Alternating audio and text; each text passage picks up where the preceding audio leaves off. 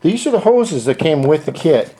And the only reason I didn't use them is because this diameter right here is just a tiny, tiny bit wider than this. And I'm having a real problem sticking the hoses right down the sides, right here and right here. But a high pressure line like this says King Flex hose 250 psi right there, and this is probably better.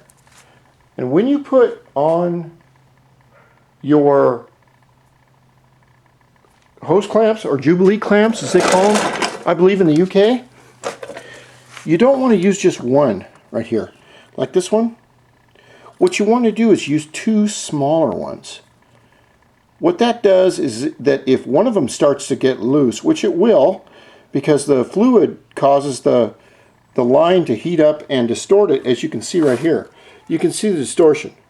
Well, you have to stop and re-clamp, re-tighten these Jubilee clamps, or hose clamps as we call them. So get a couple of small ones and get some quality ones. The ones that we used to have back in the 60s, you could clamp those things on once and they just wouldn't. It'd take a nuclear attack to get them off. These new ones, if you twist them too tight, they'll strip, which is it just pisses me off, because I'll pay for quality clamps if I could find them, but I can't find them. So that's my take on it. And you always want to fill your this is where you fill up your fluid at in this bottle, and you always want to watch it and see if it's losing too much fluid or if it's getting overfilled. And then keep a close eye on your temperature gauge. At idle, fully warm, it'll be just below the 2. And then at full acceleration in the summer, it should go up to about 250, maybe a little more, but it will drop down real quick because you got water running over that head right there. The water's going in and it's cooling this head down. And a regular air-cooled engine runs about 280. They don't run anything more than that. If you start getting in over 325, 350 degrees, you're starting to seize. And you cannot do that. Even if you have an air-cooled engine, buy one of these. They're 15 bucks. And all it is just a little deal right there. But if you're riding down the road and all of a sudden it just starts going chunk, chunk, chunk, chunk, chunk, chunk, then it's goodbye engine, and it's good night Irene. The fat lady has sung. You're screwed, blued, and tattooed. That was an old World War saying, World War II saying the Marines used to say before they went to fight the Japanese or Europeans, whoever they fought. Okay, that's my take on water cooling, and I continue to refine it.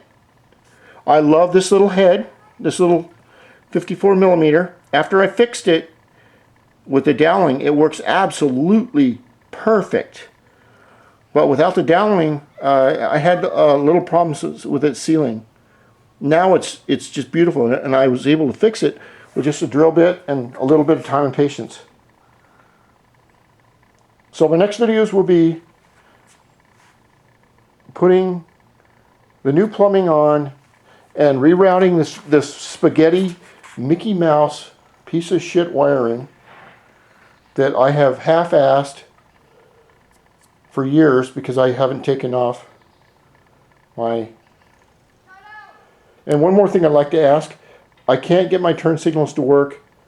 I have all the wiring diagrams, but electrics are not my strong suit. If anyone knows how I could go about checking my turn signals, because it drives me nuts. These turn signals right here.